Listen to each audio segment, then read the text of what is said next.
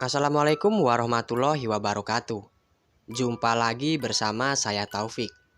Tentunya masih di channel Jendela Mistis. Bagaimana kabar kalian semua? Semoga kalian senantiasa diberikan kesehatan dan dilancarkan rezekinya. Pada episode kali ini, saya akan membagikan lagi cerita tentang pesugihan. Dan di mana di balik cerita ini ada seorang istri yang durhaka. Dia rela menumbalkan suaminya demi kekayaan. Seperti apa ceritanya dan apa yang terjadi? Mari kita menuju ke ceritanya.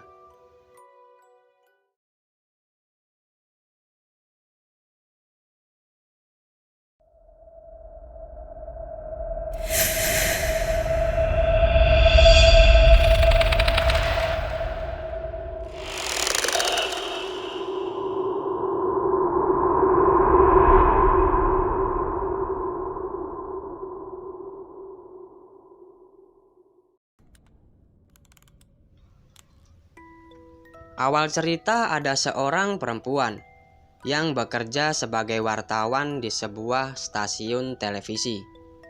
Sebut saja namanya Basnah. Pada suatu hari, sang kerabat mengajaknya untuk ikut ekspedisi, yaitu pencarian harta gaib. Basnah yang suka akan sesuatu yang beraroma mistis.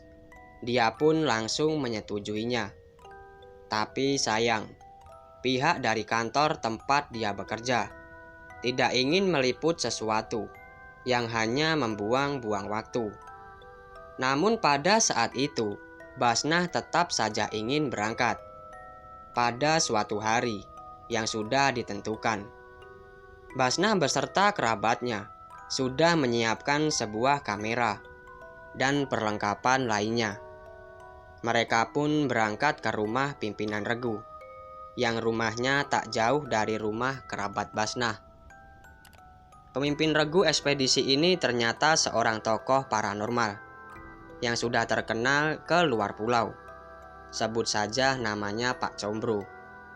Pak Combro pun melakukan pengarahan sebelum berangkat. Di rumah Pak Combro juga ada dua orang lainnya yang sudah menunggu kedatangan mereka. Jadi total tim ekspedisi ini berjumlah 5 orang, termasuk Pak Combro. Kamu benar mau ikut? Lokasi kita sangat jauh, dan medan yang ditempuh sangat menguras tenaga. Tanya Pak Combro kepada Basnah. Iya Pak, saya siap. Saya hanya ingin melihat langsung sesuatu yang berbau gaib. Hal seperti itu kan susah untuk ditemui, jawab Basnah. Baiklah, tapi kalau kamu kelelahan dan berhenti mendaki, kami tidak mau menunggu. Akan kami tinggalkan, ujar Pak Combro. Mendengar perkataan dari Pak Combro, Basnah pun bertekad untuk bisa sampai ke lokasi. Perjalanan mereka sangat jauh, dan mereka harus melewati sebuah sungai menggunakan speedboat. Malam pun tiba. Lampu sorot pun dinyalakan dalam perjalanan waktu itu, agar tidak terjadi kecelakaan. Singkat cerita, perjalanan pun akhirnya sudah memasuki hutan. Sebentar lagi kita sampai. Di lokasi kita tidak bisa menggunakan HP, karena di sini sinyal tidak ada, ujar Pak Combro. Dan benar saja, ketika Basnah mengambil HP dari kantongnya, ternyata tidak ada sinyal. Ketika tiba di lokasi, speedboat pun diparkirkan. Siapkan semua peralatan kita, kata Pak Combro. Setelah mereka semua sudah siap, mereka pun mendaki bersama-sama. Jam tepat menunjukkan pukul 10 malam. Pada saat itu, mereka mulai mendaki.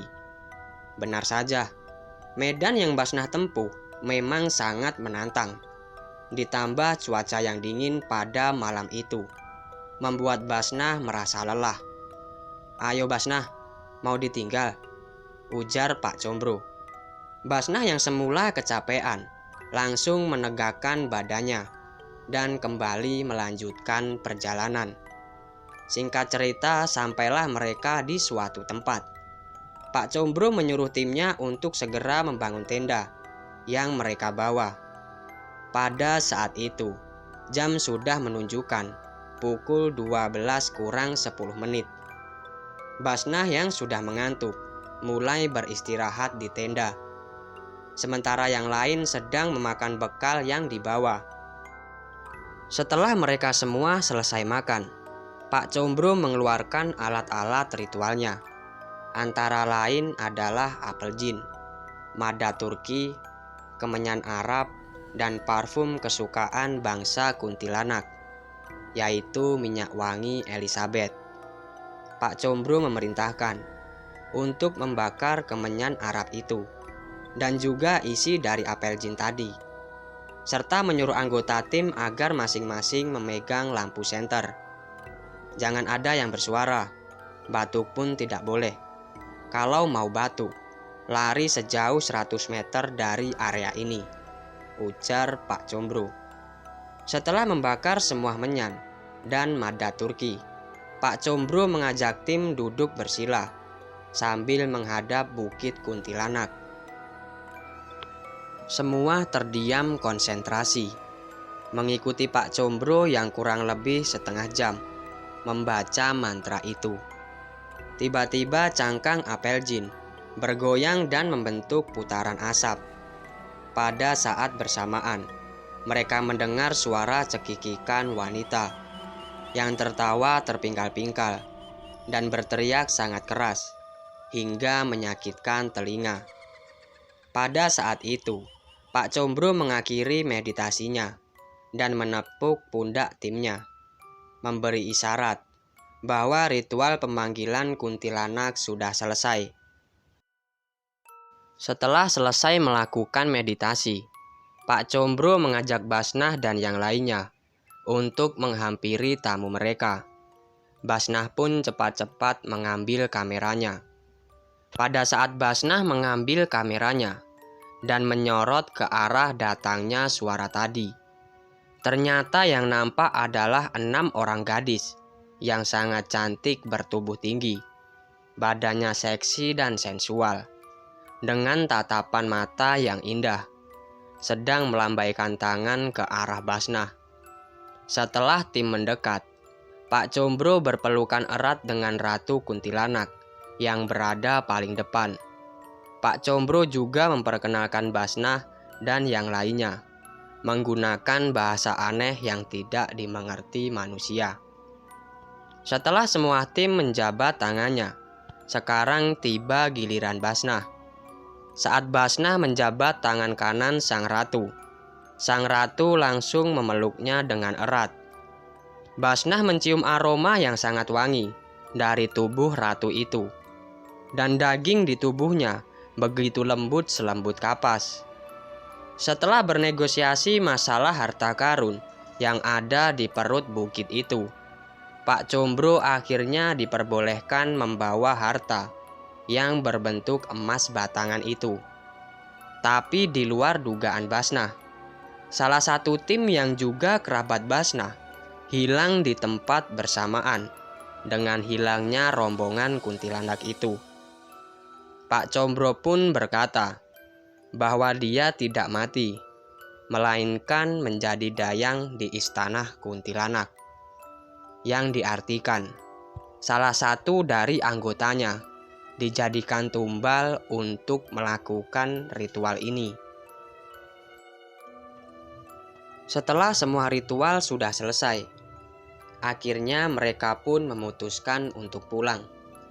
Setelah sampai di speedboat, tim dan Basnah pun bergegas pulang. Basnah yang sudah ketakutan, dia hanya bisa diam. Namun di dalam hatinya, Basnah berniat melaporkan kejadian itu kepada pihak yang berwajib atau kepolisian. Begitu tiba, Basnah segera mendatangi keluarganya dan menceritakan semua kejadiannya. Namun ternyata istri dan kerabatnya sendirilah yang bersedia menumbalkan suaminya itu. Iya, sebelum kalian berangkat, Pak Combro sudah bicara kepadaku, dan aku mengiyakan semua itu.